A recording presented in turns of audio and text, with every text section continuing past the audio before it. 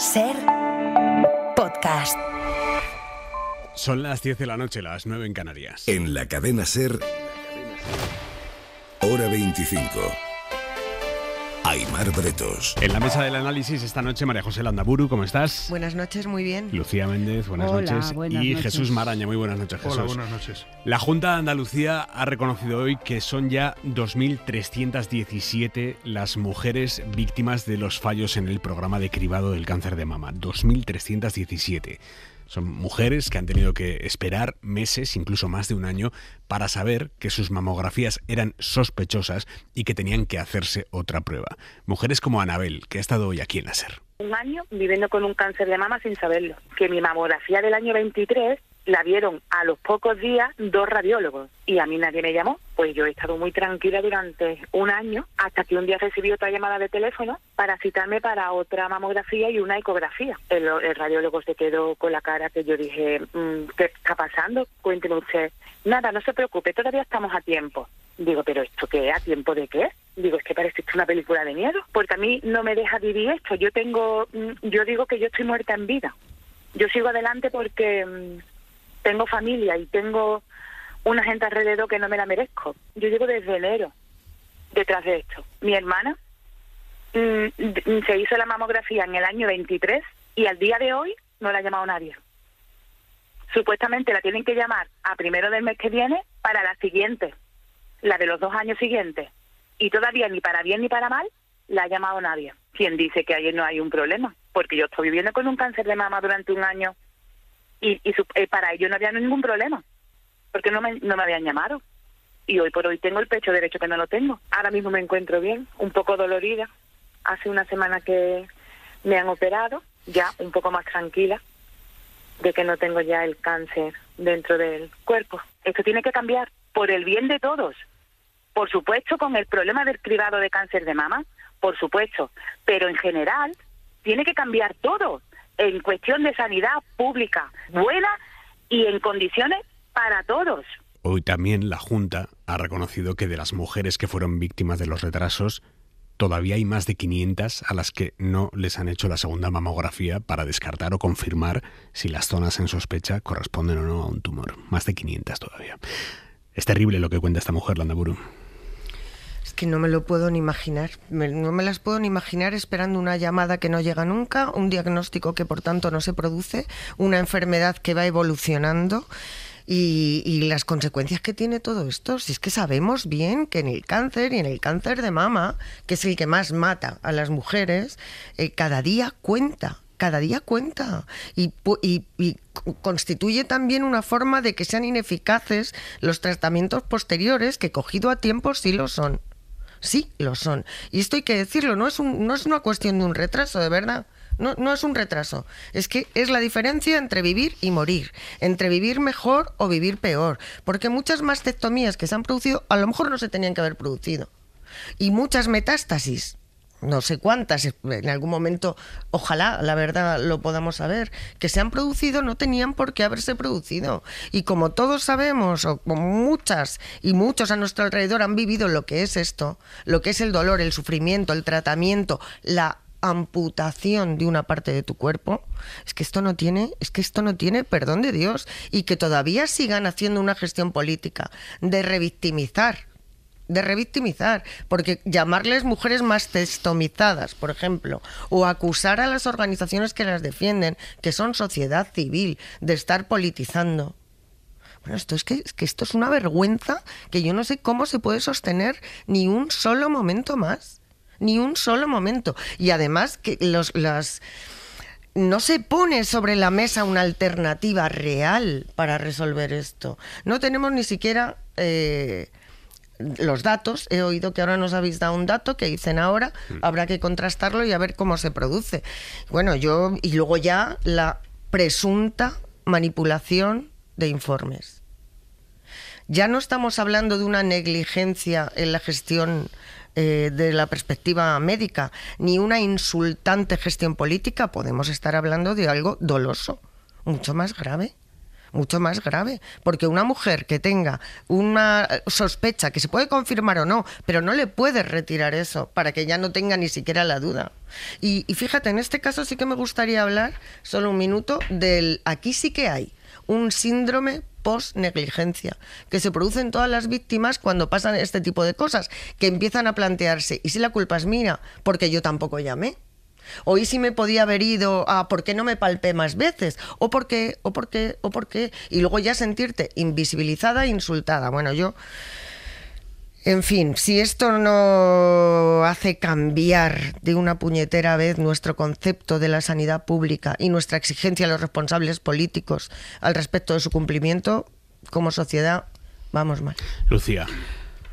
Bueno, esta mañana he escuchado a la responsable de la Cruz Roja decir que los cribados salvan miles de vidas al año en todas las comunidades autónomas y que no podemos dejar de decirlo. Es decir, que se ha producido evidentemente una cosa que todavía no sabemos muy bien, porque la Junta tampoco nos ha explicado exactamente cómo ha sido, por qué habiendo avisado, ¿no? En fin, yo creo que la Junta de Andalucía todavía debe la explicación a la sociedad. Entiendo que ahora están urgidos evidentemente por la atención concreta de todas esas personas que están esperando. Ellos han dicho que antes del día 31 creo que creo que han dicho que les faltan, no sé, 500 o por ahí. Bueno, en fin, yo creo que eso es lo primero, ¿no? Y bueno, yo creo que, en fin, me parece que la Junta tiene la obligación no solo de dar explicaciones, sino también de tratar con suficiente tacto y sensibilidad y empatía este asunto, ¿no? Y creo que ha sido un grave error del consejero de salud, del nuevo consejero de salud, hablar de las en fin, de cuando está hablando de las presuntas manipulaciones o la caída del sistema, comparando, en fin, este tipo de comparando una consulta sobre el cáncer con unas entradas de la oreja de Van Gogh. Es que no es tan difícil entender que esto no se puede decir, ¿no? O no se puede decir tal cual. Sobre el tema de ahí está la Fiscalía actuando, en todo caso, para las responsabilidades. O sea, creo que si hay alguna responsabilidad se va a sustanciar sin lugar a dudas. Me refiero en los casos como Anabel, otras personas que hayan podido efectivamente agravar su estado debido a este error, ¿no?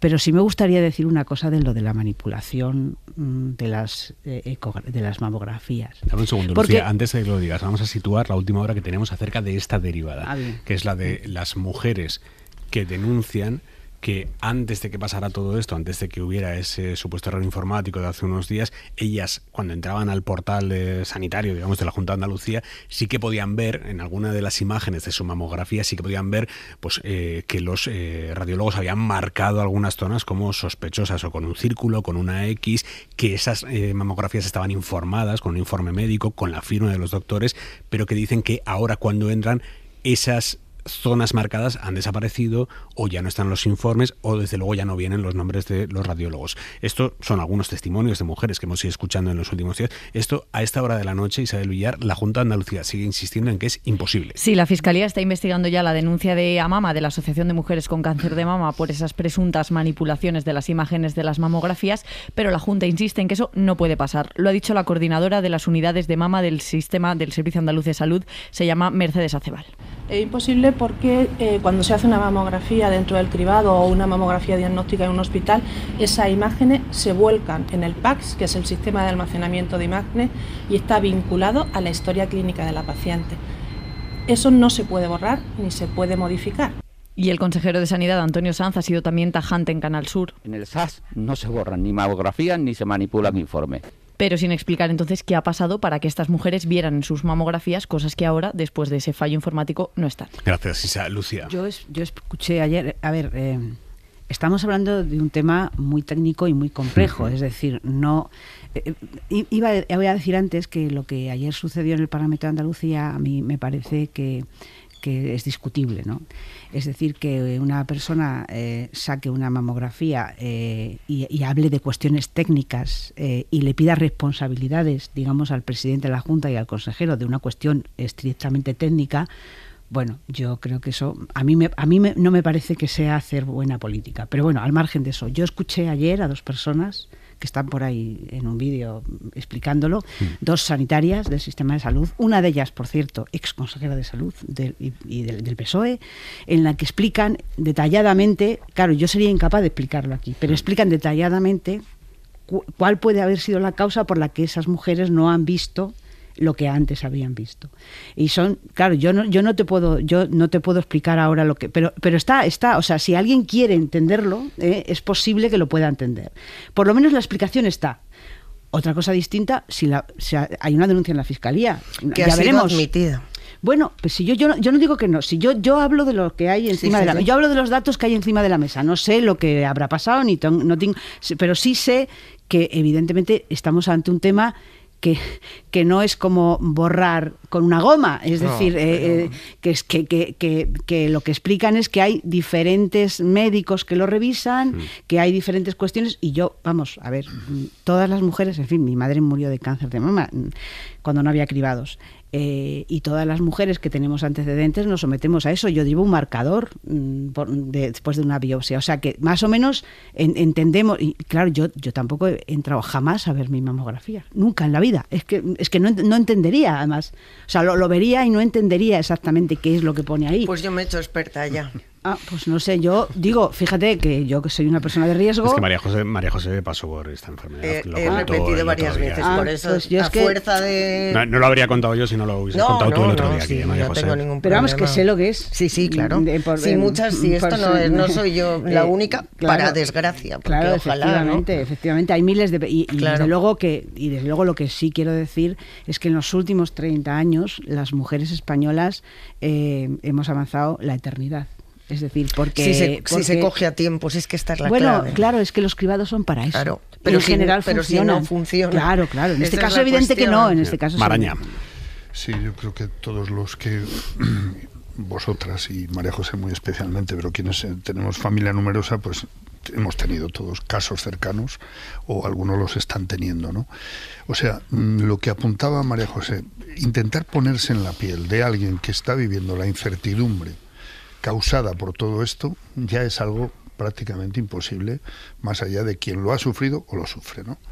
Pero yo lo que sí tengo claro, porque eso lo he vivido, es cuando un cirujano especializado, un oncólogo, dice esto tiene que estar urgentemente en un bote, ¿vale?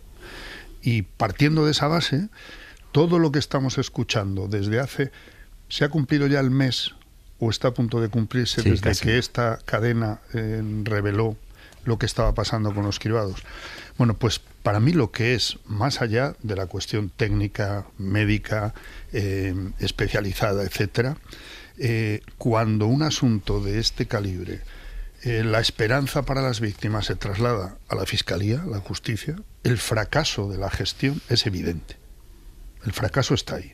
Y llevamos un mes sin que se haya respondido, más que a base de contradicciones, de mentiras, de opacidad, y es ya un mes. Es decir, que ha habido tiempo, a mi juicio, por lo menos para aclarar por qué se han producido las mentiras que ya hemos escuchado. Es decir, cuando alguien dice que, bueno, son como mucho 4 casos, y hoy sabemos ya, por las mismas fuentes, que son 2.317 como mínimo, pues hombre, alguien tiene que explicar algo más allá de ahí, ¿no? Ha habido un cese de la consejera de salud anterior, la que dijo eso, que dijo la primera parte, pero es que quien ha asumido la gestión es, y todos lo sabemos, es un perfil netamente político. Es decir, la empatía que pudiera producir alguien que sabe de este asunto y pueda trasladar alguna explicación comprensible, se ha renunciado a ella. Bueno, un político puede ser empático, ¿por qué no? Bueno, pero no es el caso. Es que ni siquiera eso, no es el caso. Y eso yo creo que sigue indignando, como es lógico, cada vez más a todas las víctimas. Y luego hay un tema, ya termino, que yo creo que el Partido Popular debe hacérselo mirar, porque hay una especie de manual de instrucciones a la hora de gestionar crisis que afectan al final a centenares o miles de víctimas. Y siempre escuchamos, y puedo citar, los tengo anotados como 7 ejemplos históricamente en las últimas décadas, que todos pasan por acusar a las víctimas de tener una intencionalidad política cuando expresan sus incertidumbres, sus críticas o sus denuncias. Te iba a decir que hoy el consejero del que estábamos hablando, el consejero de Salud de la Junta de Andalucía, ha sido, junto con el resto de consejeros de salud de las comunidades autónomas gobernadas por el PP, se han levantado de la reunión que estaba manteniendo el gobierno central con todas las comunidades y se han marchado. La ministra Mónica García ha dicho aquí en Hora 14, con Casal, a mediodía, que van a buscar vías legales para exigirles a esas comunidades autónomas datos sobre los cribados que estos gobiernos autonómicos se niegan a entregar. Ha sido muy llamativo. Al principio de esa reunión, nada más empezar, los consejeros del PP han cogido, se han levantado, se han ido con el argumento de que el gobierno central quiere politizarlo todo. La falta de respeto del Ministerio de Sanidad ante las comunidades autónomas, la intromisión en nuestras competencias exclusivas y el intento de manipular políticamente los resultados del Pleno del Consejo Interterritorial hacen que, después de habérselo comentado y después de ver que la ministra no está dispuesta a cambiar su forma de gestionar el Pleno del Consejo Interterritorial, nos hemos visto obligados a abandonar el mismo. Es Alejandro Vázquez, el consejero de Sanidad de Castilla y León, que ha ejercido de portavoz de las comunidades gobernadas por el PP. Mónica García en Hora 14 con Casal. Mira, la realidad es que vinieron a cenar y no han venido a trabajar. Hoy llevábamos puntos que eran muy importantes. Era hacer una transferencia de 2 millones de euros para reforzar justamente la red integral de centros de cáncer y para desarrollar el sistema de vigilancia de cáncer en nuestro país. Uno para el certificado de patologías para los pacientes que han estado expuestos al amianto. Un CESUR para neumología y cirugía torácica. Una estrategia de ciberseguridad. Una estrategia de inteligencia artificial. A eso veníamos hoy. Eso es lo que han boicoteado. Ha acusado García a los consejeros autonómicos del PP de actuar como cafres, haciendo un numerito a nivel nacional para tapar lo que está sucediendo en Andalucía, ha dicho. Yo estoy segura de que hay muchos consejeros que han tenido que seguir esta estrategia y que están avergonzados de lo que han hecho hoy.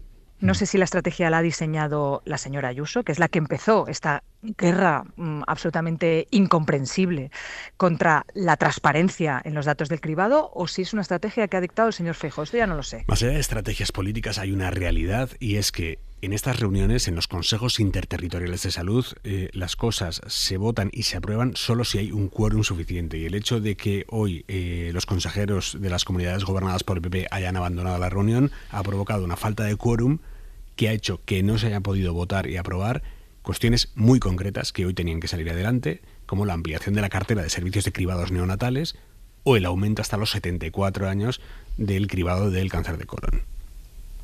Esto son cosas muy serias. Jesús. Hombre, es que venimos escuchando en este último mes que lo que está pasando con los cribados del cáncer de mama, hay que saber hasta el final y con todos los datos sobre la mesa a qué otros tipos de cáncer puede afectar una mala gestión como la ocurrida, y cuando sepamos todos los factores que han influido en ello. Porque ya se habla de 2 cánceres más concretos. Uno es el de colon, que, bueno, pues que también la capacidad, la posibilidad de curarse tiene una relación absolutamente directa con el momento en que se descubre y empiezan los tratamientos o las operaciones o lo que haya lugar. Yo me preguntaba hoy, cuando vi la espantada coordinada, evidentemente, porque claro, se dice es que se está politizando, pues que no es una acción absolutamente política la coordinación para levantarse de una mesa como es el Consejo Interterritorial de Salud Pública. Y yo me preguntaba, nos imaginamos si esto en su día lo hubieran hecho, o lo hicieran a día de hoy, pero sobre todo en la etapa anterior, que fueran los consejeros, los gobiernos de Cataluña y Euskadi, ¿de qué estaríamos hablando? ¿Qué estaríamos leyendo en un montón de portadas? Que se estaría rompiendo España, que a ver si no habría que aplicar el 155, palabras mayores, porque se concibe esto como una especie de rebelión, de insumisión, sobre todo cuando llueve sobre mojado. Estamos ya ante el bloqueo de leyes estatales o de exigencias estatales, simplemente en este caso de transparencia, que es obligatoria en el tema de los cribados, no se está pidiendo más, que sepamos. Bueno, pues se coordinan para decir no cumplimos, no aplicamos ni la ley de vivienda, ni el derecho al aborto, ni la ley de memoria democrática. Es decir, ¿ante qué estamos políticamente? Lucía. Yo no sé si la labor del Ministerio de Sanidad es fiscalizar a las comunidades autónomas y su gestión de sanidad, o coordinar más bien, o ayudarlas más bien, no lo sé. pienso que el tono de la ministra tampoco es un tono exactamente ejemplar, ¿no?, desde el punto de vista político. Es decir, ella está introduciendo muchísimas dudas y sospechas, en fin, que en principio pues no tienen un apoyo. Es decir, sabemos que hay un tema en el cribado del cáncer de mama en la comunidad de Andalucía. No sabemos nada más. Es decir, no. Ese es el problema, que no sabemos. No, lo que se pide es una información que pertenece a los ciudadanos y las ciudadanas, los pacientes, no a los gobiernos. Por eso digo que es discutible que el Ministerio de Sanidad tenga el papel de supervisar o de, en fin, de, ¿cómo diría yo?, de condicionar la gestión de la sanidad de las comunidades autónomas, que está plenamente transferida. No sé si ese es el papel de exigir responsabilidades. No sé, me extraña. Pero yo le doy la vuelta, Lucía. ¿Cuál es el problema? Si es tan sencillo de resolver como, oiga, aquí están los datos. El problema es que el Ministerio de Sanidad podría haber hecho dos cosas ante esto, que es ofrecer su ayuda o fiscalizar y decir que todo esto que está diciendo la ministra, que es que, insisto, no me gusta el tono. Es decir, no me gusta el tono político, no me gusta. Pues a mí no me gusta. Me parece, la verdad. Bueno, pues, sí, pues bien. Pero yo creo que una ministra de Sanidad debería echar una mano, digamos, en los problemas que hay y no fiscalizar y no hacer de oposición. Pero si es que no es esto exactamente. Esto es un error. Se trata de coordinar, se trata de saber con esos datos si el cribado hay que hacerlo a partir de los 50 o de los 45, si hay que renovarlo cada año o cada no, qué conexión con otras enfermedades puede tener para ampliar los periodos de revisión. Es que me parece, es un instrumento sanitario, Y con respecto a si debe la ministra o no, bueno, el Consejo Interterritorial de Salud es un órgano de obligado cumplimiento. Hay que ir. No es un foro voluntario, y lo estableció José María Aznar en el 2003 en la Ley de Cohesión y Calidad del Sistema Nacional de Salud, donde no prevé que se ausenten. Claro, es que no se le ocurrió ni a él. Legalmente no está previsto lo que no se le ocurrió ni a él que pudieran faltar a un órgano de coordinación e información sanitaria. Información que, por cierto, sí tienen obligación de dar en virtud del artículo 69 de esa misma norma, que dice que todas las comunidades autónomas deberán intercambiar información sanitaria con el Ministerio. Claro. Y que al Ministerio le corresponde la coordinación. No es esto que está haciendo la ministra. Pero bueno, si solo ha pedido los datos. Los datos, por cierto, que yo también veo una cierta confusión por ahí, es que son datos personales porque son de los pacientes. Claro, es que no va a poner María José Landaburu tuvo no sé qué aquel día, sino habrá estadísticas. María José Landaburu pasará a engrosar el conjunto de las mujeres que desde muy jóvenes lo tuvieron y que además se les ha repetido. ¿Y por qué? Esa es la cuestión. Lo que pasa es que, claro, la salida ahora, pues es que la salida es muy complicada, porque o les aplicamos un 155 o nos metemos. Te quiero decir, no, como la ministra vale. Lucía, estamos de acuerdo en que si hubiera sido con catalanes y vascos, estaríamos hablando de eso. Quien aplicó el 145 no gozaba de mis simpatías, o sea que precisamente por ahí no vamos. Claro. Pero te quiero decir que no se previeron en la ley mecanismos de sanción, de coerción, porque a nadie se le podía ocurrir. Lucía. Bueno, lo que digo es que no sabemos si otra actuación de la ministra de Sanidad más discreta, es decir, si se hubiera convocado en otros términos, si no hubiera habido la retórica de oposición que ha habido contra las consejerías de la sanidad, a lo mejor los consejeros de sanidad pues no tendrían argumentos para acusar a la ministra. ¿Pero qué quieren? ¿Una ministra simpática? Tienen que cumplir con su obligación legal. Yo no sé igual cómo tampoco quieren que se les envíe. A lo mejor necesitan un ramo de flores para ser convocados. Bueno, tiene un problema Feijóo, es una cosa evidente, que va a presentarse a las próximas elecciones. Es verdad que con las encuestas bien, pero Feijóo tiene un lastre reputacional, la marca PP, respecto a estas experiencias de gestión muy mejorables que está protagonizando el PP allí donde sí tiene poder, que es en las comunidades que gobierna. Julia Molina. No es la primera vez que el PP tropieza con la misma piedra en la gestión de una crisis. En la Dana de Valencia, con la muerte de más de 7.000 ancianos en las residencias de Madrid durante la pandemia.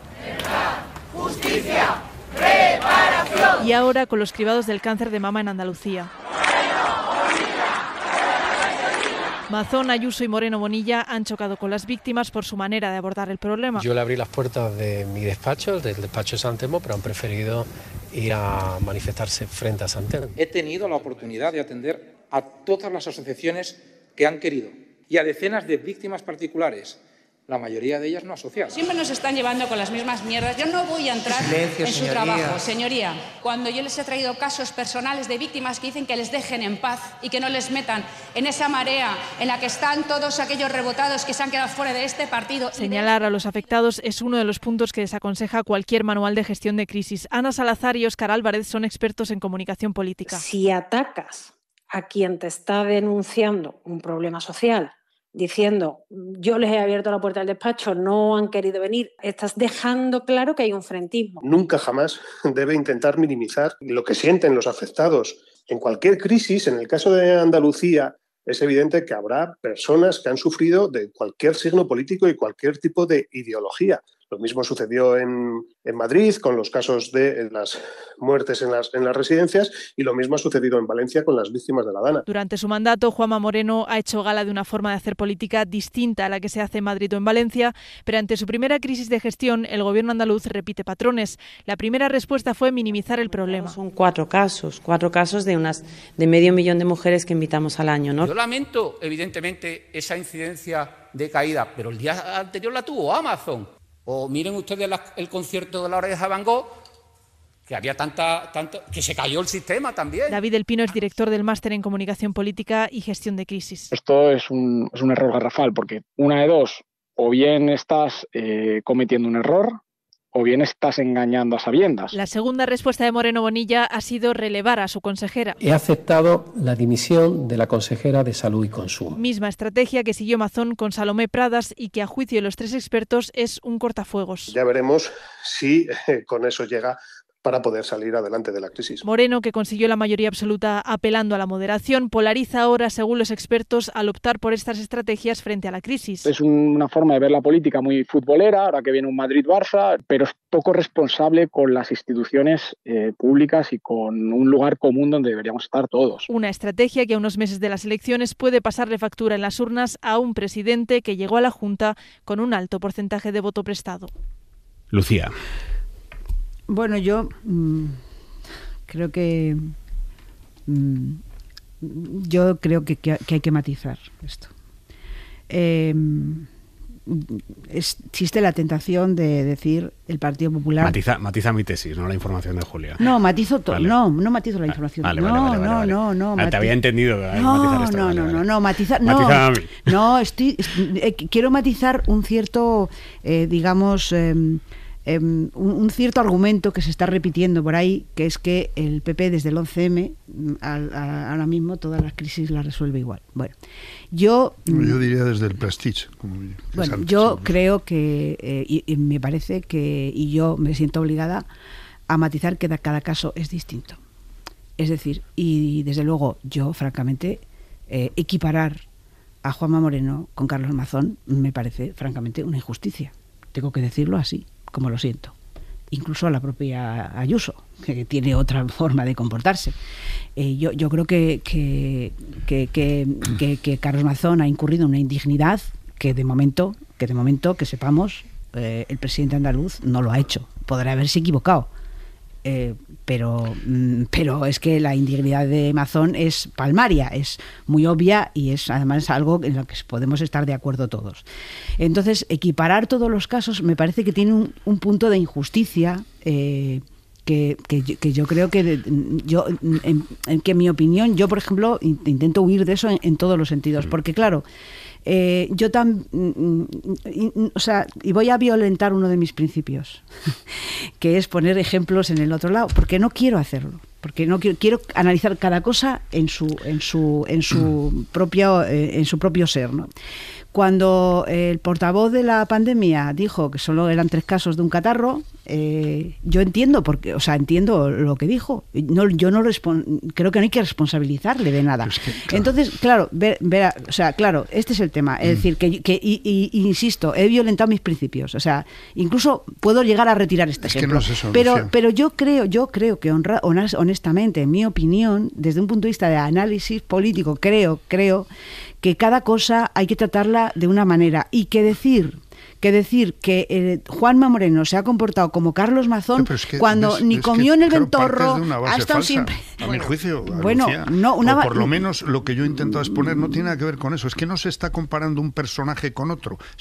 Por lo menos en mi caso, lo que intento comparar es algo que podemos repasar, que es puntos idénticos en la gestión de una crisis de estas características. Y hay puntos idénticos en el Prestige, en los atentados del 11M, que hayan puntos idénticos tan idénticos. Hombre, ¿no? O sea, pues para empezar, la culpabilización de que hay una intencionalidad política por las víctimas es así. Yo no escuché a nadie mientras se denunciaba la pandemia que los culpables de la pandemia fueran los que lo sufrían. Bueno, es que no es así. Muchas coincidencias, ¿no? Una vez puede ser un error de alguien, y muchas veces suponen un comportamiento y una forma de actuar, y es verdad que yo creo que hay elementos. Tenemos los incendios hace 10 minutos, la Dana, ahora esto. Se trata primero que la responsabilidad es de otro. Luego, en fin, si podemos ocultar pruebas, información, y nos metemos detrás de una especie de cortina de humo, mejor. Y también culpabilizar a las víctimas. Es que creo que, desgraciadamente para nosotros, porque es un partido que ha gobernado muchas crisis y que le tocará gobernar muchas otras en el futuro, pues es que es verdad que es un verdadero problema. O sea, si nos pilla un volcán, que no esté ninguno de estos señores o señoras al mando. Pero bueno, yo creo que también hay que destapar un poco las cositas. Igual que Feijóo llegó como moderado y como centrado y como transparente, y madre de Dios.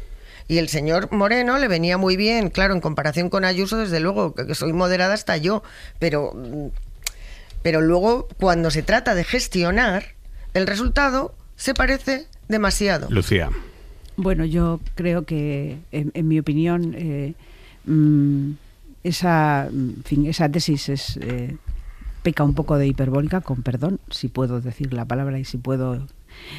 matizar esa tesis. Puedes decir lo que quieras, pero insisto, oye, podemos repasar los datos. Dejarle a Lucía. A ver, a mí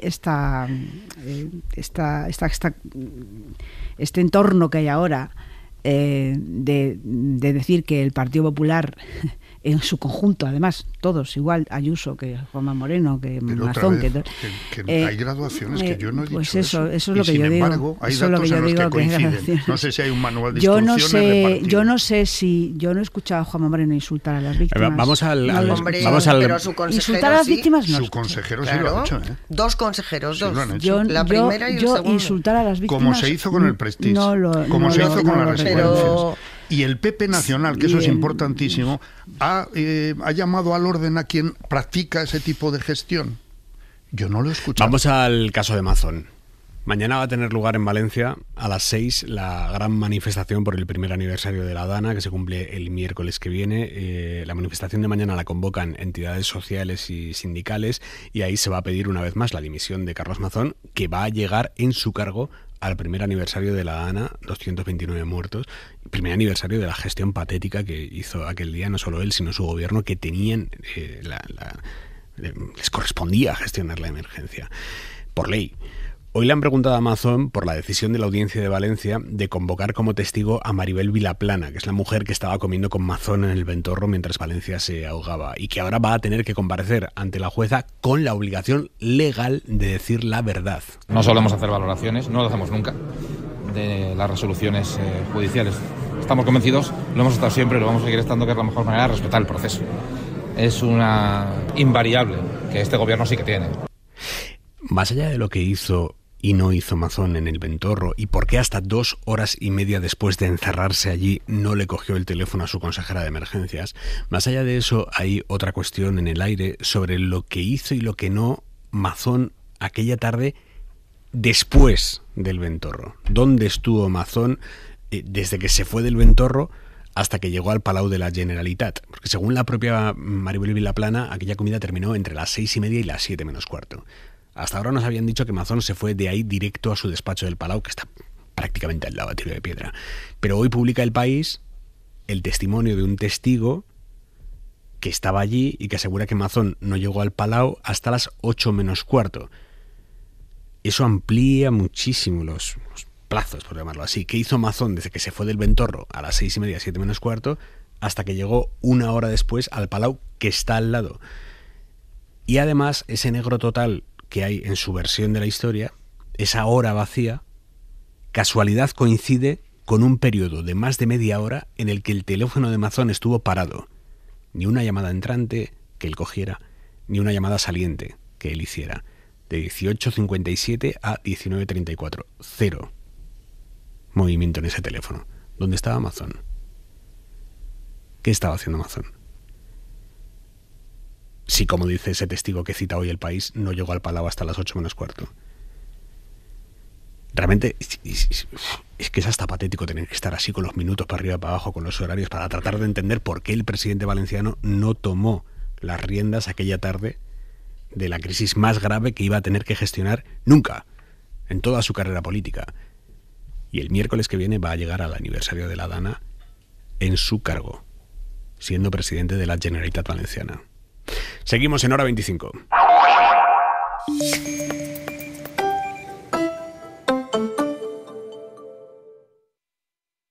Sigue a Hora 25 en cadenaser.com y en las redes sociales, en Twitter y Facebook, Hora 25, y en Instagram, Hora 25 Ser. Hay quien para cruzar al otro lado de la calle prefiere dar la vuelta al planeta. Si tú también eres un poco así, lo tuyo es ser aventureros. No hay nadie pilotando el avión. Aventuras, viajes, libros, secciones extrañas, expediciones al Himalaya o al fondo de los océanos. Con José Antonio Ponseti. ¿Sabes manejarlo? Y unos cuantos locos más. ¡Es madera! ¡Es la guerra! Ser aventureros, cada sábado de 6 a 7 de la mañana. ¿Quién está preparado para la aventura de su vida? ¡Yo lo estoy! O cuando te lo pida el cuerpo, en podcast. Aquí puede ocurrir cualquier cosa. Cadena Ser. ¡Otra vez en la brecha, queridos amigos! ¡Otra vez! La Cadena Ser presenta El placer de escuchar. La vida cambió de alcance y significado en unos pocos segundos. Pasó de ser algo que se rendía a un acto de entusiasmo o de inteligencia, aunque se recorriese en solitario, a ser un recipiente en el que te hundías por tu propio peso, como los bebés que se ahogan en una piscina infantil cuando sus padres se distraen hablando por teléfono o yendo a buscar un cigarrillo. Quizá había sido siempre una carrera lenta, sin destino, pero si antes esa ausencia abrigaba sueños, de repente te hacía sentir solo un miedo ancestral. En un vulgar instante, todo lo que era normal desapareció. Solo un instante antes de ese instante, a las 23:01 horas, pongamos, estaba en mitad de un día perfecto. Y de repente la vida se derramó sin solución, como el agua que no se puede devolver al vaso tras volcar.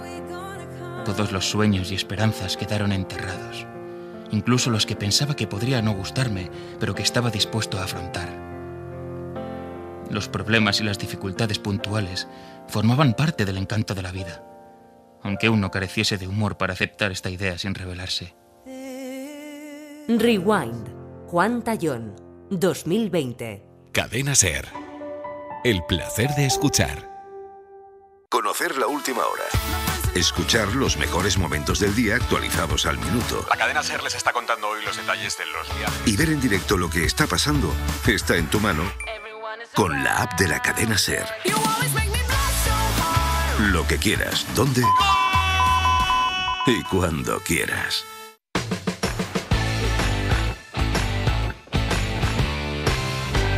Cadena Ser. El poder de la conversación.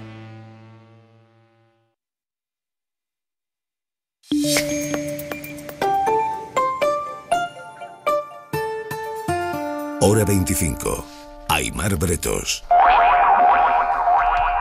Bueno, el lunes se juega gran parte del futuro de la legislatura en esa reunión de la cúpula de Junts en Perpiñán. El gobierno está intentando, como puede, darles argumentos para que no rompan. El gobierno central español ha llegado a un acuerdo con el gobierno alemán para dialogar acerca de la posibilidad de que el catalán, el gallego y el euskera sean lenguas oficiales en la Unión Europea. Este es, digamos, como la gran condición de Junts. Lo fue en su día para llegar a un acuerdo de investidura con el Partido Socialista. De hecho, el ministro Álvarez, otra cosa le podrán reprochar a Álvarez, pero que se ha dejado la piel en esto. Esto es así. Álvarez, reunión a la que iba a Bruselas, sacaba este tema de la cooficialidad de las lenguas del euskera, del catalán, del gallego. Pero es verdad que hay una resistencia entre algunos países, principalmente Alemania, el gobierno alemán, que es el que ha estado poniendo palos en las ruedas en este tema, para aprobar la oficialidad de estas 3 lenguas en Europa. Pues bien, el gobierno central español ha conseguido que el gobierno alemán firme un documento en el que se comprometen a abrir un diálogo con España acerca de este tema. Que ya es, porque Alemania hasta ahora decía, no me hables de este tema. Ahora hay un papel en el que Alemania dice, abrimos un diálogo. Si el gobierno intenta darle esto a Junts para que el lunes no haya ruptura. Veremos. Guillermo Lerma, buenas noches. Hace un mes, desde el Palacio de la Moncloa, era el propio canciller alemán el que enfriaba las posibilidades de aprobar la oficialidad del catalán en la Unión Europea. Decía Merz que sería posible cuando la inteligencia artificial suprima el coste de pagar a los traductores. Hoy, sin embargo, Alemania da una oportunidad a ese compromiso que el PSOE adquirió con Junts. Vamos a intensificar aún más a partir de hoy el diálogo con Alemania para lograr la unanimidad en el Consejo con rapidez. El momento en el que se aceleran las conversaciones no es casual, se hace justo cuando los independentistas amenazan con retirar de manera definitiva su apoyo a la coalición. La Moncloa espera que esto sirva de aliciente para que los de Puigdemont suavicen su postura. 10 millones de europeos hablan catalán y tienen que verlo reconocido como lengua oficial europea. Celebra el ministro Álvarez el paso dado por Alemania en una cuestión de la que depende la estabilidad del gobierno español. Lucía, ¿qué hay en juego el lunes? Pues cualquiera sabe, Aymar, porque, claro, por una parte, Junts nos tiene acostumbrados a montar estos numeritos, con lo cual la pregunta de si va en serio o no es muy difícil de responder, Aymar. Yo te lo digo de verdad, honestamente, yo no me atrevo a decir qué significa esto o qué es lo que va a decidir Junts.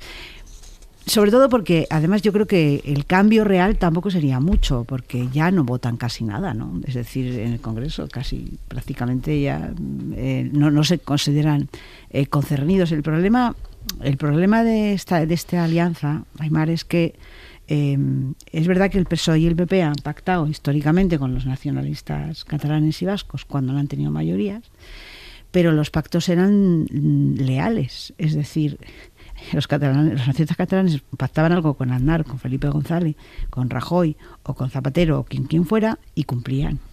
El problema de Junts es que todo el día está diciendo que a ellos la gobernación de España les importa una higa.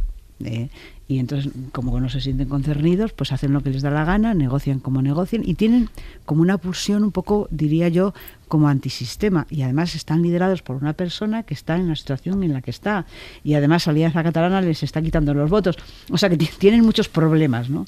Con lo cual, ¿la ruptura en qué consistirá? Pues yo francamente, honestamente, te digo que no tengo ni idea de en qué consistirá la ruptura. ¿Será como otras veces? Acuérdate cuando pidieron una cuestión de confianza, que dijeron, si no hay cuestión de confianza, rompemos. Esto lo hacen a menudo. Entonces no sé si es esto qué va a significar, si van a ser. Lo que tengo claro es que esta tesis de Puigdemont de yo puedo acabar la legislatura, yo puedo provocar elecciones, esto no es así. Es decir, aun en el caso de que Junts le retirara sus votos y su apoyo y no votara ninguna ley ni negociara ninguna ley, Pedro Sánchez podría seguir en la Moncloa. Es decir, no hay nada, sí hay una cosa, la moción de censura. Eso sí sería, pero como yo creo que eso es inverosímil y ya, claro, estas especulaciones a propósito de una moción de censura instrumental con un candidato que no fuera el señor Feijóo ya me parece como un poco broma, ¿no? Digo que a eso sí que no, yo no le doy ningún tipo de seriedad de ningún tipo, vamos. Jesús.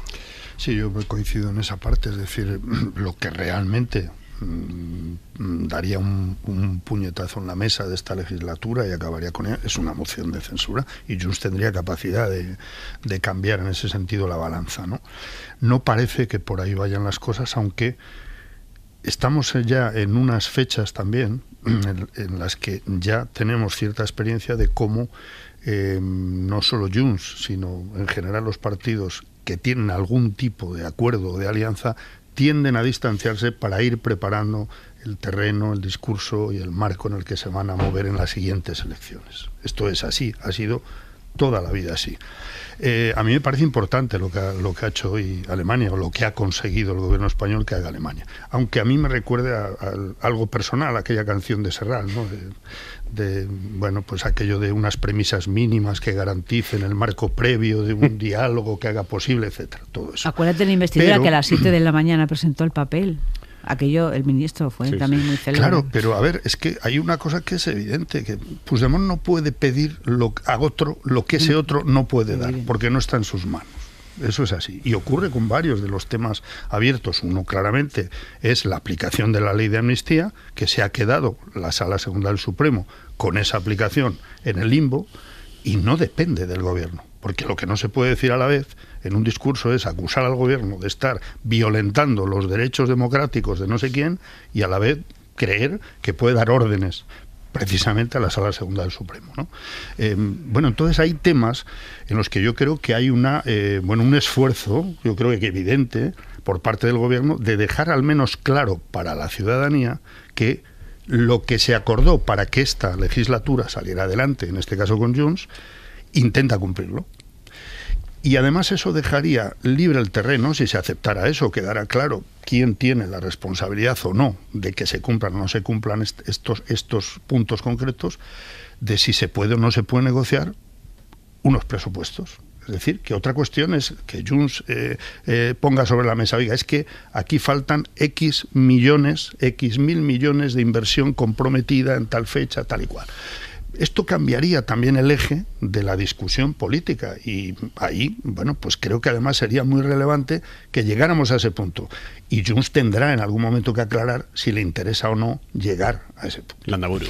Bueno, yo no lo situaría en términos de lealtad o no. Esto fue un acuerdo de investidura. Quiero recordar que Rajoy, la moción de censura prosperó porque el PNV, que le había votado la investidura, le retiró la confianza. Me parece normal. Y le había votado los presupuestos. Claro, una semana antes. O sea que bueno, que en fin.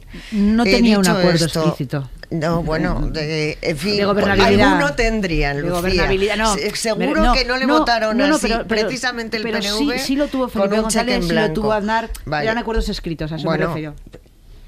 Algunos se escriben, otros se pactan, a veces se escriben y luego se rompen, y otros se pactan de palabra y se cumplen. También va en función de cada uno, ¿no? Pero bueno, yo creo que efectivamente esto es que viene el lobo, una amenaza tras amenaza, que claro, como no tiene ninguna capacidad de verdad de terminar la legislatura, porque la moción de censura, en fin, sería, creo que es un hundimiento como partido político, además, o sea que no es una opción para ellos, por tanto tienen que seguir apretando.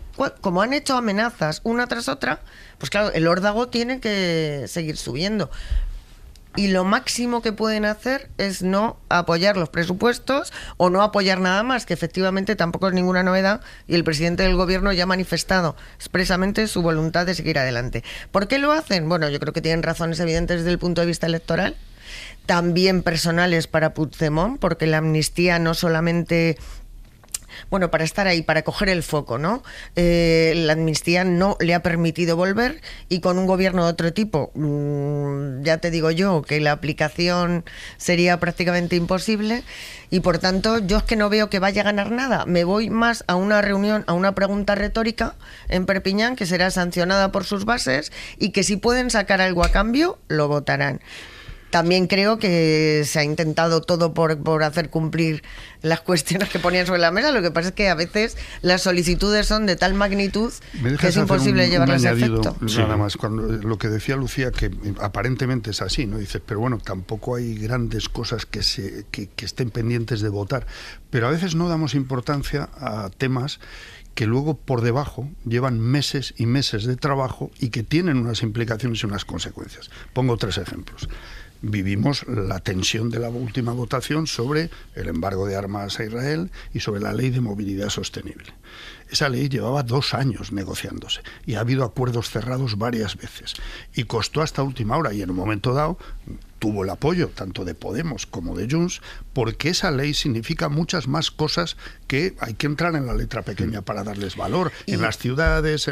Y pasa lo mismo, pongo un ejemplo, con una ley que está pendiente, que está empezando a negociarse, la ley de puertos, que tiene cambios que afectan pues a puertos importantes también de Cataluña, y que veremos de qué manera Junts puede decir no, pues tampoco voto esto, ¿no? Porque a su electorado le pueden hacer. Por reventar al gobierno va a votar en contra de cosas que le parecen bien, pues o depende, hasta ahora está votando a favor de cosas que le parecían mal. Lo ha hecho en alguna ocasión. Cuidado, estamos en un punto en el que no olvidemos, las encuestas vaticinan un ascenso de Alianza Catalana muy, muy importante, que preocupa hasta en RC, que también sufre. Por cierto, hablábamos de Alemania.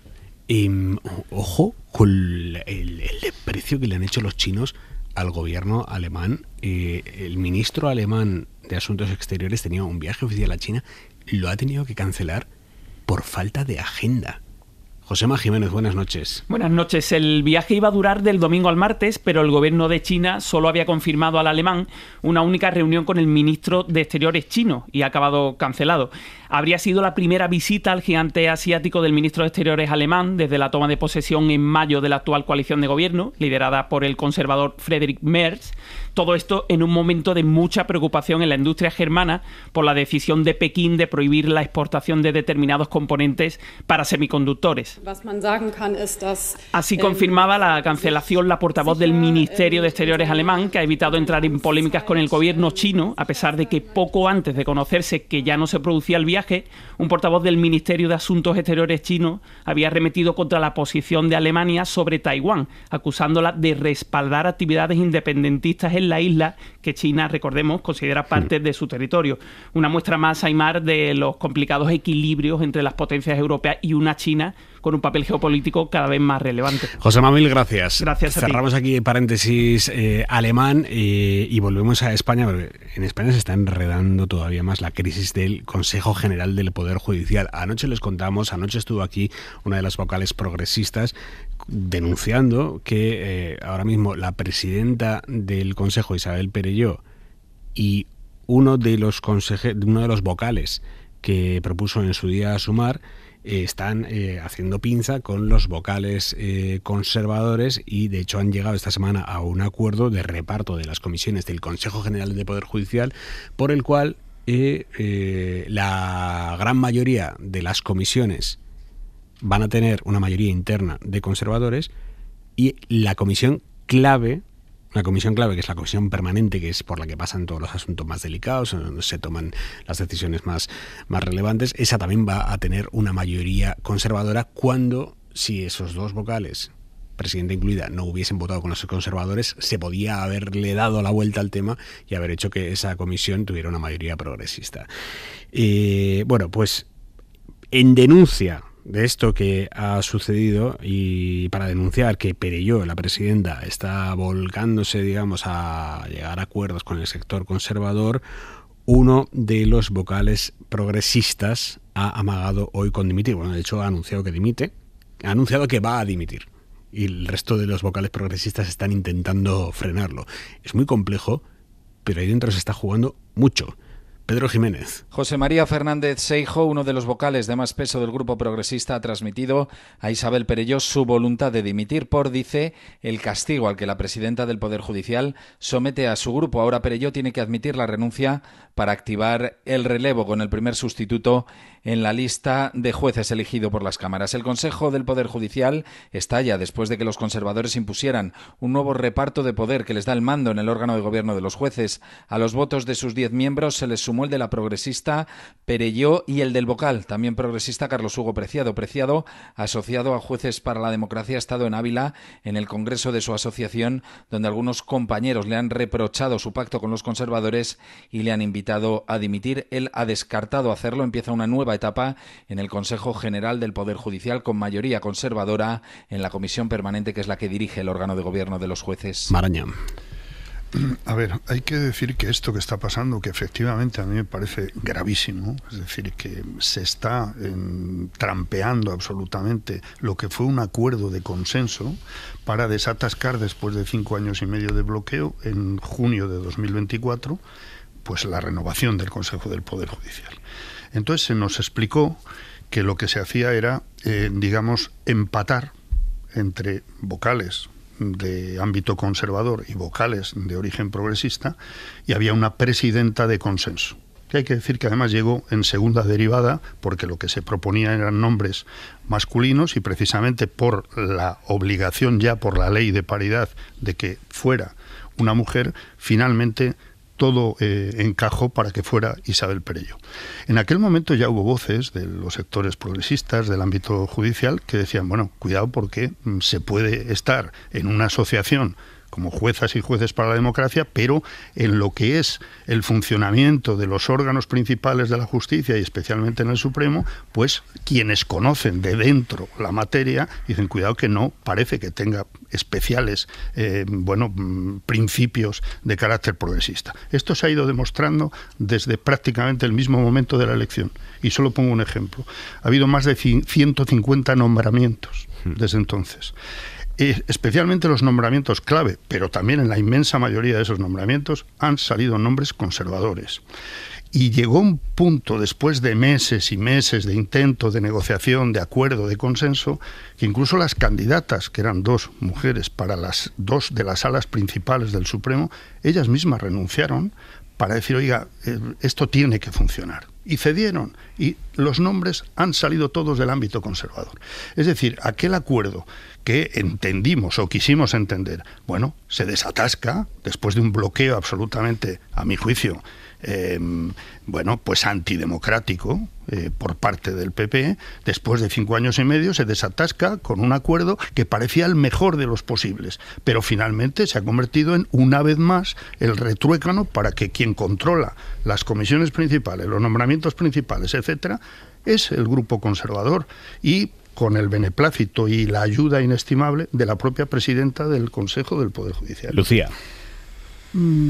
Bueno, aquí de lo que estamos hablando básicamente es de que el bloque progresista se ha dividido. Exactamente. Digamos, bueno, esa es otra. Luego está el vocal de Sumar, que desde el principio también, no es de ahora, ya votó de otra manera. Claro, pero yo pregunto, filosóficamente ¿se puede estar en contra de que un vocal actúe no de acuerdo con su grupo, sino de acuerdo con sus propios principios personales? Pregunto. No, a ver, yo pregunto, sí.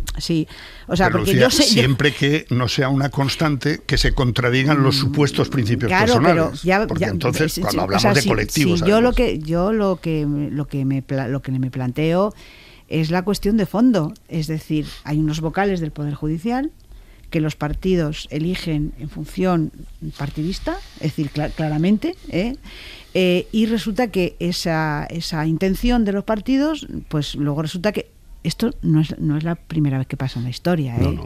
Señor Gómez de Liaño, señor tal, o sea, fueron elegidos en conservadores y luego... O sea, hay que por el camino se alteren las mayorías. Pero es que las mayorías se alteran porque hay un bloque que digamos que se ha dividido. No, esto no es responsabilidad de los conservadores. No, cuidado. La presidenta decide también, con su voto también inclina la balanza. Claro, pero son las dos cosas. No, yo lo que digo es si es censurable que un vocal del Poder Judicial actúe en desacuerdo con las normas de su grupo progresista o conservador. Que ahora es progresista, pero que ha habido vocales conservadores en la historia que también han actuado en contra de lo que proponían los conservadores. Entonces, eso es lo que yo pregunto. Yo te lo y a partir de ahí, si pues, oye, no lo sé. Bueno, o sea, ojo, que estoy planteándome una duda, que ni siquiera... Pues yo te digo, no es censurable. Pues ya está. El problema aquí, yo creo, es que es un problema... ¿Tú tienes respuesta? Yo no. Bien. ¿Qué le vamos a hacer? Bueno, yo tengo mi opinión, que seguramente habrá otras, claro, seguro, y más autorizadas, pero yo creo que el error aquí es de base. El problema no es quién elige a los representantes, sino cómo se hace. Históricamente se hace buscando... iba a decir lebreles, igual esto no... Perfiles. Sí, pero perfiles fieles, que quiero decir, cancerberos, ¿no? Que representen una... No, Jesús, pero es que hay una diferencia entre eso. O sea, yo estoy de acuerdo que los órganos de control, tanto el constitucional como tienen que obedecer a la realidad social de cada momento. Y parlamentaria, claro. Y parlamentaria, que es así, que está en la así, Constitución. Efectivamente, pero luego dentro de eso, y para evitar que sea un órgano arcaico, endogámico, corporativista, lento, elitista como es, porque se produce el resultado del acuerdo de dos, en realidad, que son el PP y el PSOE, históricamente. El resultado es gente o muy fiel, que le da igual, o gente que luego llega y hace lo que le parece, que tampoco es obedecer a la realidad político-social de quien te ha propuesto ahí. Y de verdad que el problema de la justicia... ¿Qué pasa? Pues es que luego quiebra del consenso, desconfianza de la ciudadanía en la justicia y otro rodillo que lo que va a hacer es pues imponer las posiciones que son las de siempre, efectivamente, muy conservadoras. Claro, yo creo que esto tiene dos soluciones. Una es a muy largo plazo, porque efectivamente yo creo que esto no lo podemos negar, la carrera judicial está absolutamente... tiene una deriva conservadora increíble, hasta el punto de que llegan y lo voy a decir tranquilamente, a desobedecer los mandatos del legislativo y no cumplir las leyes, y la amnistía es un ejemplo evidente de esto, pero eso se hace democratizando el acceso. Eso Lucía. Nos va a llevar tiempo. Pero luego el órgano de control no pueden elegir a la gente así. Lucía. Yo creo que hay un pecado original, que es la forma de elección del Poder Judicial. Yo entiendo perfectamente la tesis de que tiene que tener estación parlamentaria, ahí no me voy a meter, por supuesto, pero el problema no es las normas, sino cómo se aplican. Y creo que el Partido Socialista y el Partido Popular han gestionado muy mal este asunto y que les estaría bien que les quitaran la posibilidad de elegirlo de esa manera. De esa manera, hombre, esa claro, es la hombre, pero Jesús, si es que los progresistas están diciendo que hay dos traidores en su seno, hombre, por favor. Pero es que no estamos hablando... Un poquito lo hombre, sabe, por Dios, pero claro, ¿qué lo es? has nombrado para que fuera tan leal. Yo no recuerdo si repasamos el historial de cuántas traiciones ha habido en el otro lado, muchísimas. y en el otro lado para alterar mayorías, no, que como te está digo, ocurriendo ahora. Que te digo que históricamente muchas, Jesús, que te lo digo en serio. Individuales, pero cuando había una mayoría que cambiaba de signo en el Poder Judicial, o que solo un sector, el conservador concretamente, después, insisto, de un acuerdo que se supone desbloqueaba 5 años y medio de boicot al funcionamiento constitucional. Lo que yo me planteo es qué voluntad tiene un vocal progresista en dejar de ser progresista. Tiene 45 segundos y cortaré a quien tenga la palabra. No lo quiero que llantos, digo es no quiero quejas. estáis planteando el debate a la generalización, por decirlo así, al ámbito superior de cómo se debe funcionar, cómo se debe aplicar. Pero perdona, termino. Es que estamos hablando de la realidad de cómo se está funcionando desde que se llegó a ese acuerdo. Y una detrás de otra, insisto, pues que lo que ha habido es que alguien engañó a alguien. Bueno, ¿vale? pero, entonces pero estamos hablando de algo mucho más concreto. Desde el inicio que un consejo 10 a 10 iba a tener que dar problemas. Pero hombre, claro, un consejo 10 a 10 puede dar problemas. Lo que no puede, teóricamente, es que siempre acabe en el mismo lado, que es lo que ha pasado. Pues es que sorpresa. Entonces, seguimos en Hora 25.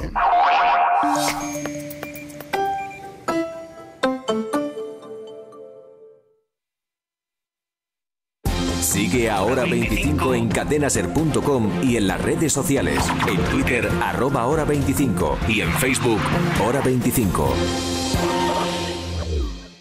Se acabó el partido, se acabó el partido. Un partido dura lo que dura. La pasión. Entonces, ¿en qué quedamos? Bueno, pues te voy a decir, Nunca duerme. Estamos todos, Romero, Gallego, Talavera. De lunes a viernes a las 11:30 de la noche, El Larguero, con Manu Carreño. Cadena SER. Ser Historia con Nacho Ares. Jesús Callejo, nos vamos a focalizar, ¿no?, en ese mundo más mágico de los guanches. Es un mundo muy difícil de conocer. Vamos a ver viendo algo más de los mitos, de las creencias, de los personajes fantásticos en los que creían. Se sabe que a pesar de que era una religión politeísta, creían en un dios supremo, ¿no? Y eso además es una constante que se da en todas las islas. Se sabe que eran animistas, se sabe que había un culto a los antepasados, se sabe que había también un culto a los astros, se sabe que había rituales destinados, por ejemplo, para que lloviera, porque era una preocupación de antes y de ahora, y también, por supuesto, pues esa creencia en el más allá que queda reflejada en la momificación, o más bien en el mirlado, ¿no?, que es una característica también muy sui generis de los guanches. Las curiosidades, misterios y enigmas de la historia en Ser Historia, con Nacho Ares. Siempre que quieras, en Ser Podcast. Vayas donde vayas, Cadena SER. ¿Qué sucede, Josué? Los carros del faraón, cerrad el paso con carretas, las mujeres y los niños hacia el mar. Hoy parece cosa de película de serie B, pero en su día esta escena de los 10 mandamientos fue uno de los efectos especiales que más sorprendieron a los espectadores. Admirad el inmenso poder del Señor. En realidad el truco era de lo más sencillo. Se filmó el agua de una cascada y esa filmación fue reflejada en una serie de espejos para que cambiara la perspectiva, de tal manera que pareciese que el agua subía hacia arriba. ¡Se abre el mar, abuelo! ¿Qué es eso? Dios separa las aguas con la fuerza poderosa de su aliento. Una simple toma invertida, nada más. Al agua, almacenada en un tanque gigantesco, le añadieron tintes y gelatina para que resultara más densa y semejante al agua del mar. De esta forma, Moisés y su pueblo cruzaron el Mar Rojo. Condúcelos por en medio de las aguas. Hágase su voluntad. Alabemos al Señor y adelante. Sucedió una noche. El cine clásico en la SER, con Antonio Martínez. La radio se escucha, pero también se ve en nuestras redes sociales. Búscanos como La SER y síguenos en Twitter, Instagram, TikTok, Twitch, Facebook y YouTube. Cadena SER. El poder de la conversación.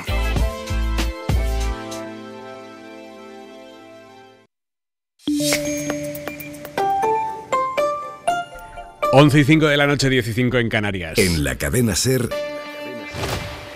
Hora 25. Aimar Bretos. Yago de Vega, buenas noches. Hola, Aimar, ¿qué tal? Una gran buenas. noche hoy. Sí, ¿verdad? Has estado pendiente por lo que veo, ¿no? Hombre, vamos, 3 puntos que son un puntito de inflexión, pero vamos, no sabes tú bien. Ha empezado la 10ª jornada de Liga en Primera División con ese partido de Anoeta entre la Real Sociedad y el Sevilla. Ha ganado la Real Sociedad 2-1, 2 goles de Oyarzábal que hacen que el conjunto donostiarra salga del descenso. Y todo esto antes del enfrentamiento de la próxima semana. Era importante salir del descenso porque, como bien sabes, la próxima semana hay un derbi vasco entre la Real Sociedad y el Athletic. Por medio, yo lo tengo muy claro, ¿tú? Yo lo tengo clarísimo pues también. ¿Firmáis el empate? En absoluto, en absoluto. Nosotros vamos a ganar, punto. Antes de por medio está la Copa del Rey, tiene que jugar contra el Negreira, la Real Sociedad. Habría sido un gran emparejamiento el Negreira-Barcelona de Copa del Rey, pero no se ha podido dar. El domingo tenemos el clásico 4:15, Barcelona-Real Madrid, o mejor dicho Real Madrid-Barcelona, porque es en el Santiago Bernabéu. No va a estar Hansi Flick, que fue expulsado en el último partido de Liga. Había presentado recurso el Barça ante el TAT, que le ha dicho que Nanay, así que no va a estar en el partido del domingo. Y también ha jugado la selección femenina de fútbol, partido de ida de semifinales de la Liga de las Naciones. Hemos ganado 4-0 a Suecia. La vuelta el martes que viene. Hasta ahora, Yago. Hasta luego, chao. Adiós. La ropa para este fin de semana, Jordi Carbó, buenas noches. Buenas noches, ropa de otoño. Creo, Aimar, que ayer te quedaste un poco triste cuando te dije que iba a llover muchas horas. Me quedé ¿no? preocupado con la perspectiva de mi fin de semana lluvioso por Madrid, claro. Solo una... Vale, en el centro, ¿no? Aprovecha mañana. De hecho, en el centro y sur de la península, también en Baleares, el centro, podríamos decir Madrid y alrededores, hacia el sur, va a ser un día mañana con más sol que nubes, temperaturas más que agradables, incluso un poco de calor durante la tarde en el Guadalquivir y el sudeste de la península. El domingo aquí empeora, pero vayamos donde mañana no será tan bueno disfrutar el tiempo del aire libre. En toda la mitad norte de la península, chubascos, algunas tormentas descargando con fuerza, viento fuerte y ambiente entre fresco y frío. Y el domingo giramos las tornas, al revés. Las tormentas hacia el sur y en el norte más sol. Un abrazo, Jordi. Buen fin de semana. Adiós. ¿Qué gafas tan bonitas llevas? Son mis nuevas gafas progresivas de Aflelu. Si quieres te regalo unas para ti. ¿En serio? ¿Para mí? Con Chin progresivos de Aflelu, llévate tu segundo par de gafas progresivas por €1 más. Para ti o para quien tú quieras. Solo en Aflelu. Ver condiciones. Planifica una escapada a la región de Murcia y benefíciate de un 50% de descuento en tu alojamiento. Todo gracias al bono turístico. Entra en turismoregiondemurcia.es y solicítalo. Bono turístico de la región de Murcia. Disfruta el doble y paga la mitad. Región de Murcia. Felicidad de la buena. Buenas noches. El número premiado en el sorteo del cuponazo celebrado hoy ha sido 69.965, serie 51. Puedes consultar el resto de los números premiados en juegos11.es. Mañana tienes una nueva oportunidad con el sueldazo del fin de semana. 11. Ahora y siempre, bien jugado.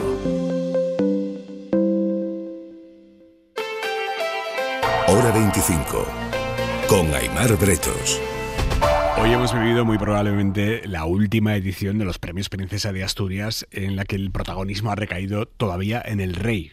Felipe VI se ha encargado hoy de dejar bien claro que a partir de este año le cede ese testigo completamente a la princesa Leonor. Hablar desde esta tribuna es, además de un honor, un enorme privilegio. Lo llevo haciendo 44 años. Los últimos 7 junto a mi hija, la princesa Leonor, que ha ido asumiendo gradualmente esta tarea. En consecuencia, me corresponde, creo yo, ir cediéndole ya este espacio como heredera de la corona y como presidenta de honor de la Fundación. Naturalmente, esto lo digo con emoción de padre y con emoción de rey. Se le notaba profundamente emocionado. De hecho, ya hoy la princesa Leonor ha sido quien ha pronunciado el discurso de mayor carga, si no política, sí social. Allí en Oviedo está María Manjabacas. María, buenas noches. Buenas noches. Ha sido el discurso más político de la princesa. Esto antes recaía en el rey, que le va cediendo el protagonismo. E incluso pronto, podría ser el año que viene, la veamos ya sola aquí. Y hoy quería dejar constancia de que está comprometida, pidiendo respeto para el diferente, políticas para los jóvenes que tienen dificultades para tener un empleo y una vivienda digna, y haciendo el elogio a uno de los premiados, lanzaba este mensaje de inmigración. Querido profesor Masi, su trabajo nos permite comprender en toda su dimensión el gran desafío que tienen hoy muchos gobiernos con la inmigración. Ha roto las narrativas simplistas y ha formulado políticas migratorias basadas en datos y no en desinformación. En la misma línea, el rey, preocupado por la sociedad que dejamos a los jóvenes, pedía educación y valores para vivir en paz. La convivencia democrática tiene su gran pilar en la educación. Mientras seamos capaces de inculcar en quienes vienen detrás de nosotros los principios y valores por los que hemos luchado, les estaremos dando las herramientas para construir su futuro. Entre los premiados, discurso irónico en su estilo del escritor Eduardo Mendoza, el proveedor de la felicidad, el mejor elogio, dice que le pueden hacer, y combinando emociones como él sabe hacer, también se refería a lo que en este momento le preocupa. No me gusta el mundo tal como lo veo hoy en día. Quizá porque he tenido la suerte de vivir una larga etapa excepcional de relativa paz, estabilidad y bienestar. Eduardo Mendoza, preocupado por el mundo que dejamos, y el economista Mario Draghi, preocupado por Europa. La perspectiva de Europa es la más difícil que recuerdo. Casi todos los principios sobre los que se fundó la Unión están bajo presión. El mundo ha cambiado de forma fundamental a nuestro alrededor y Europa se afana por responder. Y en una sociedad tan conectada, aviso del filósofo coreano sobre los móviles que nos controlan, las redes sociales que nos aíslan y la inteligencia artificial, decía, que nos puede esclavizar. Palabras, emociones, premios y, como siempre, un cierre musical que da por finalizada la entrega de los Premios Princesa de Asturias.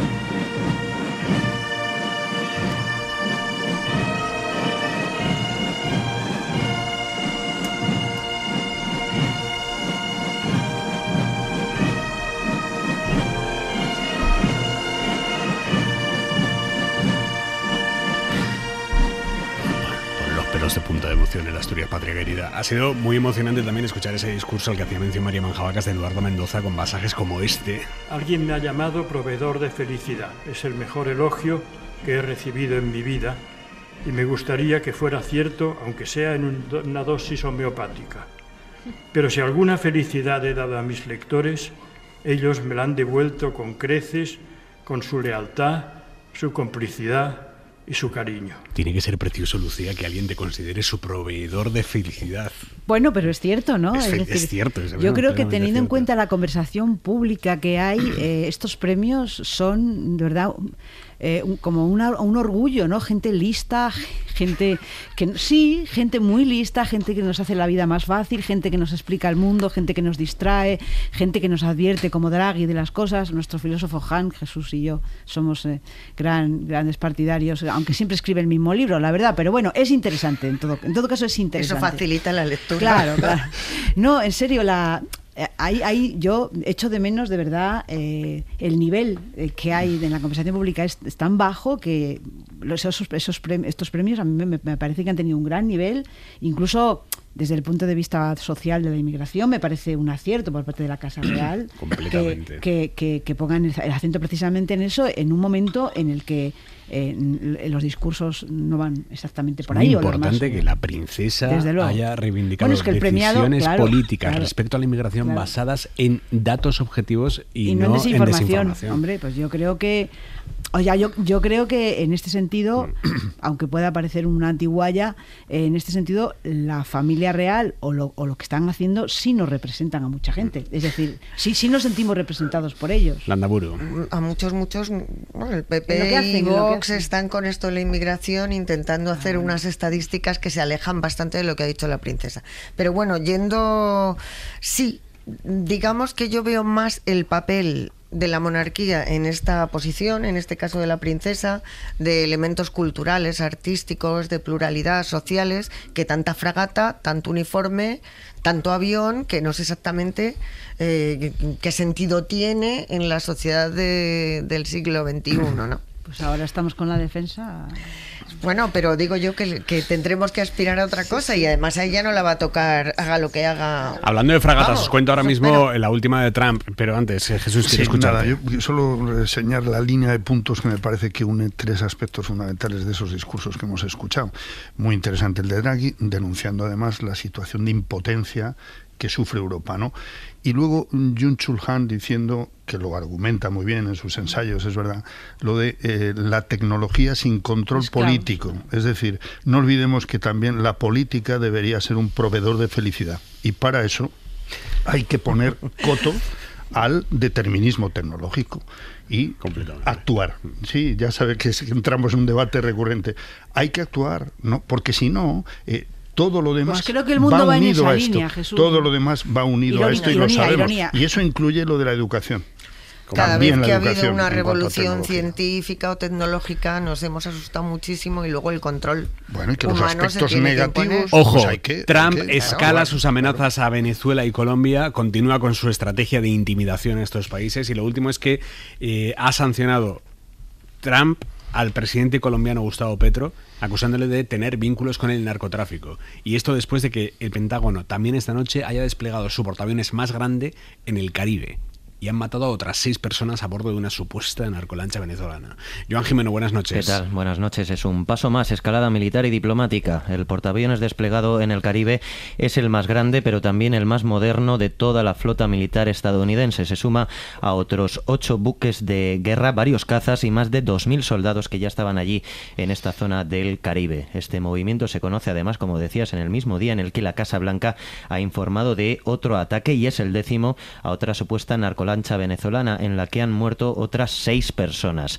Hay mucha preocupación en Venezuela y llamadas a la contención como la que acaba de hacer ahora mismo el ministro de Defensa del gobierno de Maduro.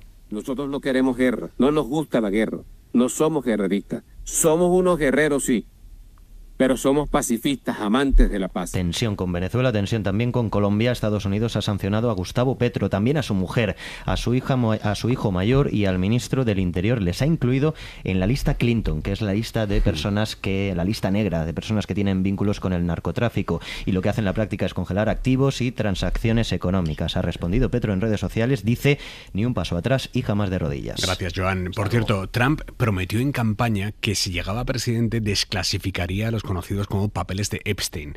Sabéis que esos documentos hacen referencia a Jeffrey Epstein, un rico empresario que tejió una amplísima red social, financiera, con millonarios, con políticos, con famosos, y en paralelo dirigía una operación de tráfico sexual a gran escala que incluía a menores de edad. Epstein fue detenido en julio de 2019. Un mes después lo encontraron muerto en la celda. La policía concluyó que había sido un suicidio. En esos papeles figuran personalidades que van desde Bill Clinton y el príncipe Andrés de Inglaterra al propio Donald Trump. Todos fueron amigos de Epstein. No quiere decir que todos estuvieran ni mucho menos vinculados a su red de tráfico de personas, de explotación sexual, de pederastia, pero desde que se supo que Trump estaba en esos papeles, el propio Trump parece no tener ninguna prisa en que se desclasifiquen, hasta el punto de que está haciendo maniobras para evitarlo que son de no creer. Miguel Ángel Muñoz Encinas, buenas noches. Hola, Aymar, buenas noches. Este era Trump el año pasado en campaña. Would you declassify the Epstein files? Le preguntaron si desclasificaría los papeles de Epstein y tras un segundo de silencio dijo que sí, que lo haría. La fiscal general nombrada por Trump llegó a decir que en su mesa tenía la lista de clientes de Epstein y que habría transparencia total. Después el Departamento de Justicia se desdijo, aseguró que no había tal lista. Varios medios estadounidenses han publicado que Trump figura docenas de veces en los papeles, aunque no vinculado a ninguna actividad criminal. A pesar de su promesa de campaña, ahora Trump está arrastrando los pies con la desclasificación y dice que esos documentos fueron fabricados por el exdirector del FBI James Comey, por Obama, por Biden. These files were made up by Comey. They were made up by Obama, they were made up by the Biden, Y que su fiscal general debería desclasificar todo aquello que ella considere que es creíble de esos papeles. Pero el caso es que los documentos siguen sin hacerse públicos. Por eso los demócratas y un puñado de republicanos han puesto en marcha en el Congreso una iniciativa para obligar a desclasificarlos. Si reúnen 218 firmas de los 435 congresistas que hay en la Cámara de Representantes, pueden forzar una votación. Los demócratas y el puñado de republicanos tienen 217. Les falta una.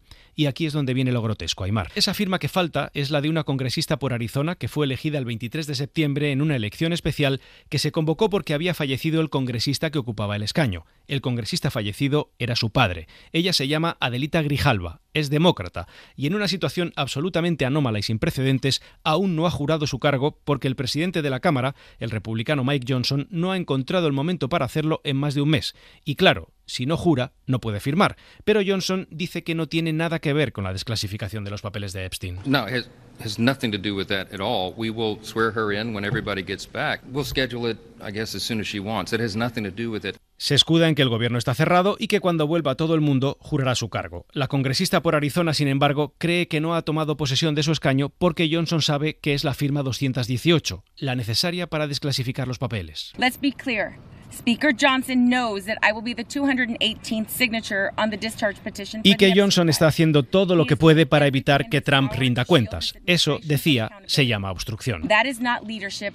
That is obstruction. El conflicto ha llegado a tal punto que la fiscal general de Arizona ha denunciado en los tribunales a Johnson. Las contradicciones de Trump entre lo que dice que hará y lo que luego hace son continuas. Otro ejemplo, también prometió construir un gran salón de baile en el ala este de la Casa Blanca, pero sin tocar el edificio, porque además decía es su favorito. Near it but not touching it. And pays total respect to the existing building, which I'm the biggest fan of. It's my favorite. Y ahora ha tirado el edificio entero. En Estados Unidos se ha gestado un movimiento social que denuncia que Trump se comporta como si fuera un monarca. De hecho, el pasado fin de semana, más de 7 millones de personas salieron a manifestarse en ciudades de todo el país en el llamado No King's Day, el Día sin Reyes. En la protesta de Washington, uno de los discursos lo pronunció un periodista de origen británico y musulmán, Mehdi Hassan. Dijo que la mayor contradicción del presidente está en la persecución a los inmigrantes, porque Trump es nieto de inmigrantes, hijo de inmigrantes y está casado con una inmigrante. Y concluyó diciendo: Two of his three wives were immigrants, proving yet again that immigrants will do the jobs that even Americans are not willing to do. que 2 de las 3 esposas que ha tenido Trump son inmigrantes, y eso demuestra que los inmigrantes hacen los trabajos que los americanos no están dispuestos a hacer.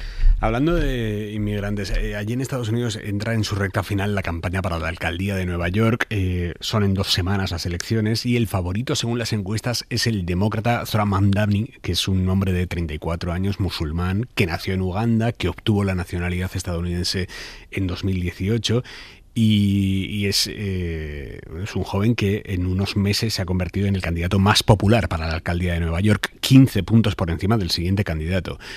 Mamdani, además de por su carisma, que es enorme, y su discurso progresista, Mamdani ha entrado en el imaginario de parte de los votantes neoyorquinos a través de TikTok, y ahí en TikTok ha conseguido hacerse fuerte en parte gracias a la comida. Carlos Cano. En España aún no se habla demasiado de Zohran Mamdani, el inesperado candidato demócrata a la alcaldía de Nueva York. Nadie sabe pronunciar mi apellido. Es Mamdani, pero a cada rato me dicen Mumdari, Mumnari. Y esto es algo que muchos inmigrantes... Pero este joven político musulmán, nacido en Uganda, aunque de familia hindú y criado en Manhattan, tiene opciones de imponerse en las elecciones del próximo 4 de noviembre. La vida en esta ciudad es carísima, sobre todo para los latinos. Más de la mitad de las familias latinas no puede pagar la renta. Zohran Mamdani quiere congelar el precio de los alquileres y que sea gratis coger el autobús, pero antes de ponerse a hablar de propuestas demostró una gran habilidad captando la atención de sus electores, porque le chifla la comida y no deja de demostrarlo. First has to be shrimp soup dumplings. Okay. I love shrimp soup dumplings. And then I think Peking duck. Yes. Some bok choy. Hablando de sus restaurantes preferidos de Chinatown o disfrazándose de reportero para analizar el precio de la comida callejera, sobre todo cuando es halal. And it's called halalflation. Today, we're going to get to the bottom of this. En uno de sus vídeos de Instagram hablaba de la halalflación y a continuación le pega un mordisco al kebab y se pone a hablar con los cocineros. How much does a plate of halal cost right now from this truck? $10. Pero uno de los momentos más virales de la campaña de este joven político que apoya la huelga de trabajadores de Starbucks fue una foto tomada en el metro de Nueva York a punto de hincarle el diente a un burrito con el que iba a romper el ayuno del Ramadán. Una foto por la que recibió muchas críticas y que no sirvió para descubrir su dominio del arte del troleo. It's been more than 12 hours since Burrito Gate, and I just want to say, I hear you, I see you. And if you're a burrito on the Q train, I eat you. Han pasado 12 horas desde el Burrito Gate y solo quería deciros que os leo, os escucho y si fuerais un burrito, os comería. Lo cierto es que hay una generación que ya utiliza como buscador de noticias TikTok directamente en las redes sociales y si no estás en ese espacio, al final yo creo que desapareces como opción política para un montón de gente.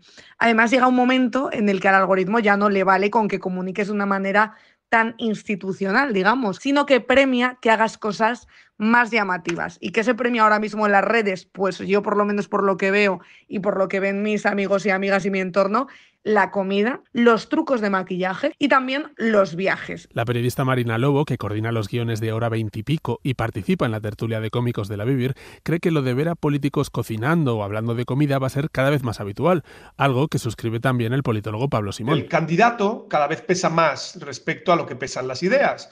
Y esto hace que este tipo de mensajes no se vean como algo político, sino como algo que hasta cierto punto construye un afecto positivo hacia la persona, ¿no? Y esto, claro, evidentemente tiene la capacidad de atraerse a votantes de una manera mucho más transversal. Te vuelves más popular y por lo tanto también te acercas a un votante que si le hablaras de ideología pues a lo mejor no lo haría, pero que si te ve como alguien simpático, como alguien que cocina, como alguien que va en metro, pues entonces sí que te vota. Según The New York Times, Zohran Mamdani ha construido su campaña alrededor de la comida y eso, al otro lado del Atlántico, ha sorprendido mucho porque estaban acostumbrados a llamadas de atención bastante más ortopédicas. Trump hace poco que fue al McDonald's, ¿no? Que también da una imagen muy de... ¿Veis? Yo también puedo ser clase trabajadora, a mí también me gustan las patatas del McDonald's de €1, aunque cobre no sé cuántos millones al mes. Pero a los madrileños lo de Mamdani puede que les resulte familiar por Manuela Carmena y su política de las magdalenas. El estar frente a una taza de café y un panecillo o estar frente a un rico bocadillo, pero juntos, une mucho, ¿no? Y entonces por eso pensé en las magdalenas. Yo dije, si nuestros pequeños desayunos que organizamos para agilizar las notificaciones en el servicio de los juzgados de Madrid ha dado resultado, vamos a intentarlo en el ayuntamiento con los concejales, que están tan ásperos y que dicen tantas barbaridades, a ver si conseguimos que vayan entrando un poquito a tener una actitud más empática y más razonable. Oficialmente la exalcaldesa de Madrid ya está jubilada, pero en realidad no para de hacer cosas y la comida sigue estando muy presente. Un proyecto que es precioso y que hay en otras partes del mundo, es decir, en concreto lo hay en Italia y lo hay también en Inglaterra, ¿no? Que es hacer un buen restaurante en una cárcel, ¿no? Y la idea es hacerlo en la cárcel de mujeres de Ávila. Pero claro, eso no puede hacerlo todo el mundo, porque si alguien finge, se le nota. Para que este tipo de mensajes funcionen es muy importante que transmitan autenticidad. Y nos cuadraba en realidad bastante con el personaje que ella misma proyectaba, esta idea de una ancianita dulce, una abuela cariñosa de todo Madrid, pues que bueno, que estuviera haciendo repostería y que hiciera magdalenas para hablar con otros políticos, pues no nos sorprendía, nos encajaba. Y yo creo que esto en realidad también está señalando que es una práctica recurrente que además será cada vez más común en unos políticos que lo que quieren es ganarse el afecto. Para Carmena, que cocinaba en el ayuntamiento, para ella misma y también para sus invitados, la cocina forma parte de su vida. Exactamente lo mismo que dice Zoran Mamdani. Bueno, pues hasta aquí, hora 25, llega ya Yago de Vega. María José Landaburu, muchísimas gracias. Buenas noches, Lucía Aymar. Méndez, Buenas buen noches. fin de semana. Y Jesús, un abrazo. Jesús Buenas Maraña. noches, un abrazo. Lo dicho, pasen buen finde y nos encontramos el lunes. Adiós. Hora 25, con Aymar Bretos.